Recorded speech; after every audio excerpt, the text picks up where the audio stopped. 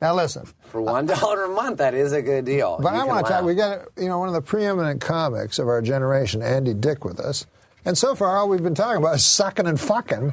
I want to know why you got kicked out of the AVN Awards, which was just frankly impressive. What is the AVN Awards? Explain to the folks at home what the AVN Awards are. The AVN Award. Oh wait, why am I the one? Because you brought it up. All right, it's an award show. It's like the Oscars of pornography. It stands for the Adult Video Network Awards. Is it? Awards. Okay. The point is that Andy Dick was actually kicked off a porno award show for being too offensive. Well, they're giving away, awards for best anal. I know, right. Yeah. So what could you have possibly done that was more offensive? Wait. Are you saying anal is somehow offensive? No, to some people, not to me. I know, no kidding. I think I was being drunk and disorderly. I went to...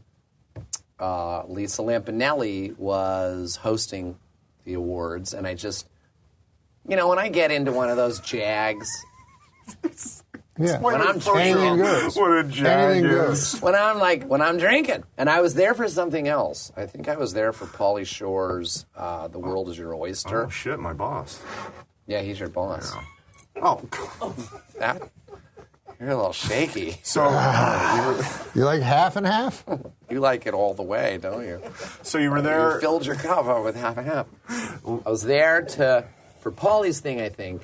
Yeah. I can't remember. Vegas is my oyster, I think, is what. And it was for me that weekend. I was okay, really fuck this story. Drinking. Okay. But because here you are at the A event. This is the most interesting thing I've read on all the things they've written about.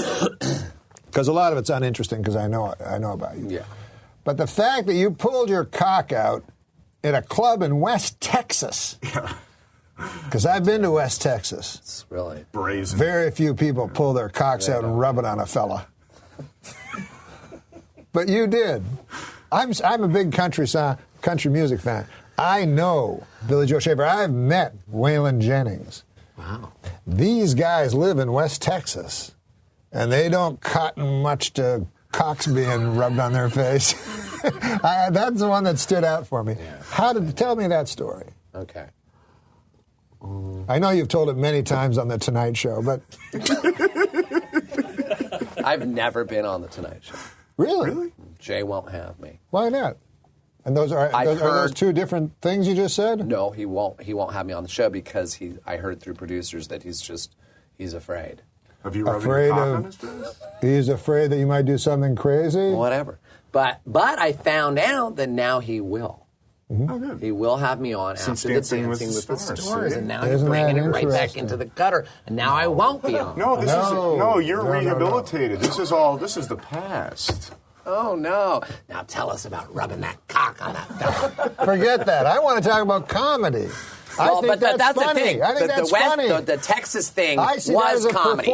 My show, you've seen my live show, which I've been doing for 20-some years, which includes my band. It's a performance art thing, talking about Lou Reed marrying Laurie Anderson. I try to be like a comedic Laurie Anderson. That's how I feel I am. That's a great description. Yeah, and I go on stage and I do these whimsically inappropriate songs, and then at the end, my second act is sometimes, and it was during this Texas thing, a character I did on the Andy Dick show called Daphne Aguilera. Well, that was it was Christina Aguilera's sister. Very white Sister's, trash. daughter's, mother's, cousin's, best friend's neighbor. Not even related. I was trying to simplify it. Okay. But a hysterical character and a great show. Didn't you love that show? Of course. It was the Andy Dick show. I loved it. Yeah. It was my favorite show. Finally got to do whatever you wanted to do. It really was great. It was the pinnacle of my career so far. Hopefully I get to do a lot more things. But I'm in Texas doing my show, and you're right. They don't cotton much to... But the thing is I wasn't me. It was Daphne Aguilera. She comes out drunk, and in real life I was. You were a woman. I was drinking. And no, I wasn't. No, I'm saying the character. I was a woman. I was playing... I don't even like to say I like to keep them separate. Daphne was on stage. It's like Tony Daphne Clifton. It's like Tony Clifton. Yeah, like that. But I don't go to. So I try not to speak of it. Like so Daphne's on stage. She's drinking, and I always ask somebody, would it be okay if Daphne? There's going to be a woman that comes out. She's going to be intoxicated. She's going to lift her skirt and she's going to rub herself on you.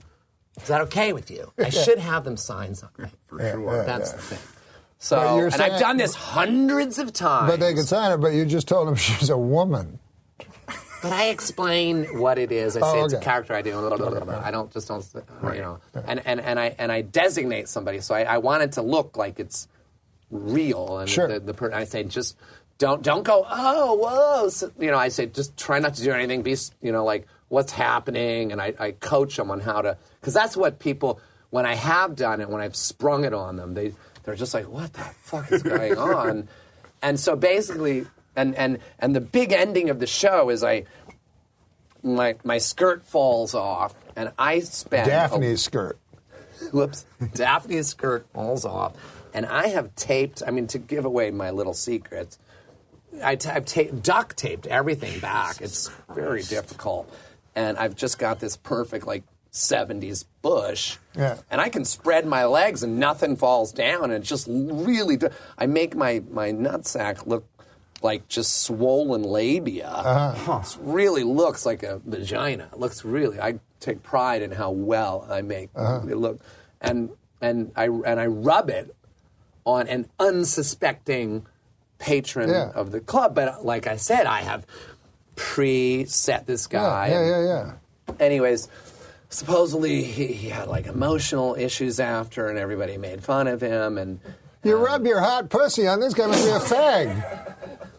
Some kind of a fucking closet. These are the old days. I don't do that show anymore. What? What is your career plan now? Do you see this as your second career? But I don't think you're going to. But clean things up. I don't think you're going to do Bill Cosby type, sitting on a stool, Bob Newhart No, stories. I meant more your TV career or your movie career. No, I'm getting back on TV. I did Two Broke Girls, which is like a number one show. Yeah. Sometimes it's number 1, 2, or 3. I did Dancing with the Stars, and because you seem like the perfect. You could just get in there in that David Spade a niche. Yeah, exactly. I did a pilot for ABC. I did a pilot with the Rules of Engagement David Spade show crew. And I heard the you director. did a pilot, and then the TSA got involved. And That's a stupid the That didn't make sense. No, that was retarded. But- no, it made sense. You blow a pilot in the airplane, and then the TSA is waiting for you. It makes sense technically. I was almost on the no-fly list a few times. I'm trying to. But let's get back. This is not working out. Now, listen, we're trying to get to the second career of Andy. Yeah, Dick. but that Texas thing, by the way, is off. It's completely dismissed, and that guy. It's really basically extortion. That guy made money. And Sounds right. It fucking sucks. Yeah, I had to pay money basically. Yeah. Well, listen, they always say if He said, "Sure, I'll do it." Right. He went ka-ching. He saw dollar signs at me. Yeah. It really sucks. And then it just looks like I rubbed my junk on some Yeah. random guy. Like, I'm drunk, and I'm rubbing my... No, it was part of a show, and... Oh, that's fucked up. But really in your fucked up. second career that's starting now, when you go on the road, It's a hell of a launch. What am I going to do? Well, I need writers. I think I do. Because when I tell stories, I tend to do what Judd Apatow said don't do. Tell stories like what you're dragging out of me. Tell stories. Tell stories from my past, my sordid past, these nasty stories, rubbing people in West Texas. But it's good that I cleared the air because you got the story. Everybody gets the story wrong. Exactly. Whatever really happens, you can tweak it to make it sound just horrible. Yeah. That's why I've been this like horrible guy in the public eye. It's I remember important, when I was starting out, I'd go to the Improv.